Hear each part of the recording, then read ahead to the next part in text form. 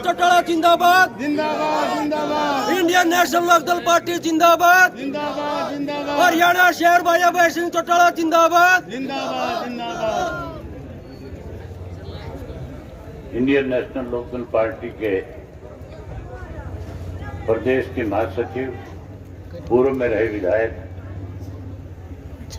Doctor Ram Kumar Saini ji, जिला के अधिकारी अकादमी के सदस्य, पूर्व मेरे घुआना से प्रत्याशी गुप्ता जी, रखवाल जी, बहुत ही मान और सम्मान की योग गांव के बालू भूसाना जी, रमेर पहलवान जी, जितेंद्र धानकिए जिले से आए हुए खिलाड़ी साथियों, गांव के बुजुर्गों, नौजवान साथियों, पत्रकार छायाकार दोस्तों, मैं तो मैच देखने आया था, भाषण देने नहीं आया था। आज तो जब मुझे आपके गांव के इस क्लब की कमेटी के साथी जब मुझे दिल्ली जाकर के मिले और उन्होंने मुझसे जब कहा कि हम इस तरह से कबड्डी का एक टूर्नामेंट कराना चाहते हैं और आप उसमें आओगे तो हमें अच्छा लगेगा, मैंने उनसे कहा कि आप जो जितने भी खिलाड़ी आए, वैसे तो बुढलाना गांव सदा से इस बात के लिए बहुत फेमस रहा है कि बुढलाना की जो गौशाला है वो अकेले बुढलाना की न होकर के 22 गांव की गौशाला बनाई गई और बुढलाना गांव का सबसे बड़ा सहयोग रहा। बुढलाना के भाईचारे ने सदा आपस में आपसी तालमेल बना करके एक दूसरे की मदद करी। मैंने जो कमेटी के सदस्य गए थे उनसे पूछा था कि जो कबड्डी के खिलाड़ी आएंगे उनको कहां ठहराओगे, किस तरह से उनके खाने की और की व्यवस्था करोगे। बड़ी संख्या में खिलाड़ी जब आएंगे तो फिर कहीं ऐसा ना हो कि वो खिलाड़ी आपसे एक अच्छा इंप्रेशन दे करके जाने की बजाय कहीं इस बात की चर्चा ना करें कि हम बुढलाना में खेलने के लिए गए थे लेकिन हमें सुविधा के अभाव की वजह से दिक्कत हुई। बधाई देता हूं मैं कमेटी के सभी सदस्यों को इस बात के लिए। जब मैं यहाँ आया और मैंने पूछा, सरपंच साहब से बात करी और जो साथी थे उनसे पूछा इन सबका किस तरह से अरेंजमेंट आपने किया, उन्होंने बताया कि ना केवल हमने उनके ठहरने का बंदोबस्त किया है बल्कि खाने का भी पूरी तरह से, चाहे वो दर्शक है, देखने वाले लोग हैं, उनका भी, खिलाड़ियों का, सबका खाने का बंदोबस्त की गांव की तरफ से है। इसलिए आप सब बहुत बधाई के पात्र हो।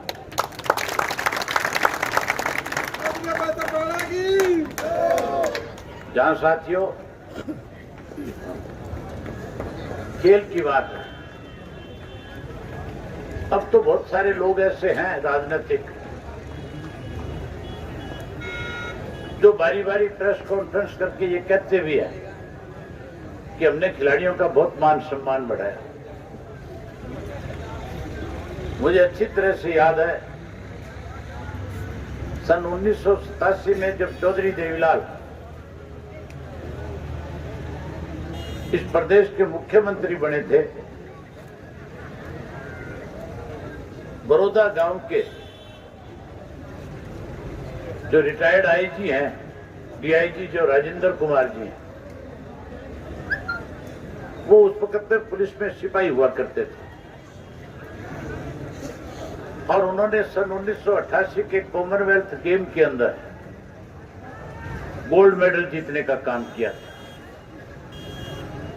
और चौधरी देवीलाल ने उनको सिपाही से सीधा इंस्पेक्टर बनाने का काम किया। इंस्पेक्टर इसलिए नहीं बनाया था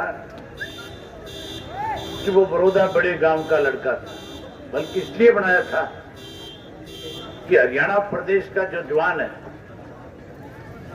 जो खेल में इंटरेस्ट रखता है वो न केवल हरियाणा प्रदेश का नाम रोशन करे बल्कि इस देश का और विदेशों में जाकर के मेडल जीत करके देश का नाम भी बड़ा करे। इसके लिए उन्होंने उसको एक प्रोत्साहन दिया था। और सन 1990 के अंदर जब उन्होंने फिर से एक गोल्ड मेडल एशियाड में लिया तो इंस्पेक्टर से डीएसपी बना दिया था। इसी तरह कबड्डी का एक खिलाड़ी ओम प्रकाश नरवाल था जो आजकल पुलिस में जींद का एसपी लगे हुए हैं, जो डीआईजी के रैंक तक पहुंच गए। वो भी पुलिस के अंदर सिपाही के रूप में भर्ती हुए थे। चौधरी ओम प्रकाश चौटाला और चौधरी देवीलाल ने उसको आईपीएस बनाने का काम किया। हमने न केवल नौकरी और रोजगार दिया बल्कि हमने एक ऐसी स्पोर्ट्स की पॉलिसी बनाई थी जिसकी वजह से आज पूरे प्रदेश के अंदर हर माँ बाप की इच्छा होती है कि मेरा बच्चा एक अच्छा खिलाड़ी बने जिससे मेरे गांव का, परिवार का, प्रदेश का नाम बढ़ा हो। वहीं हमने उसको आर्थिक रूप से कैसे मजबूत हो इसके लिए साथियों एक स्पोर्ट्स पॉलिसी में धनराशि का दायरा रखा था। 2000 के अंदर जब चौधरी ओम प्रकाश चौटाला प्रदेश के मुख्यमंत्री थे उसी साल ओलंपिक की टूर्नामेंट हो रही थी। ऑस्ट्रेलिया के सिडनी शहर के अंदर ओलंपिक था। मैं उस ओलंपिक में गया हुआ था और जब उस ओलंपिक में गया तो उससे पहले चौधरी ओम प्रकाश चौटाला ने हरियाणा प्रदेश के अंदर 15 अगस्त के दिन इस बात की घोषणा करी थी कि हरियाणा प्रदेश का कोई भी खिलाड़ी जो गोल्ड मेडल जीत करके आएगा मैं उसको 1 करोड़ का नगद पुरस्कार के रूप में दूंगा। जो सिल्वर जीतेगा उसको 50 देंगे, जो ब्राउन जीतेगा उसको 30 लाख रुपए देंगे।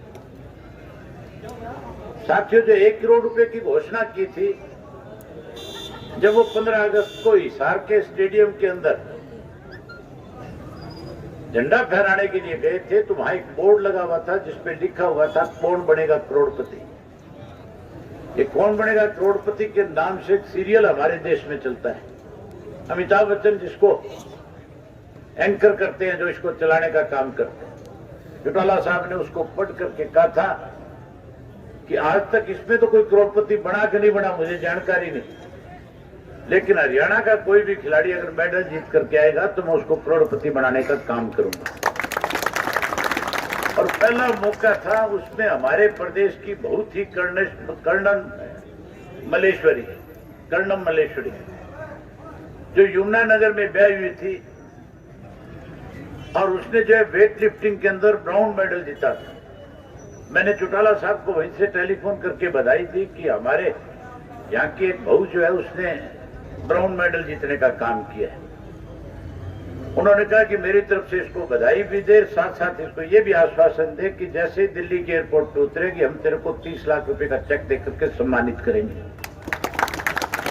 मैं जब उसके पास बधाई देने पहुंचा, जब मैंने उसको कहा कि हम तुझे 30 लाख रुपए से तेरा सम्मान करेंगे और जैसे ही दिल्ली की धरती पे एयरपोर्ट पे उतरेगी तेरे को चेक देंगे, उस लड़की की आंखों में आंसू आ गया और मुझे कहने लगी कि कहीं आप मेरे से मजाक तो नहीं कर रहे।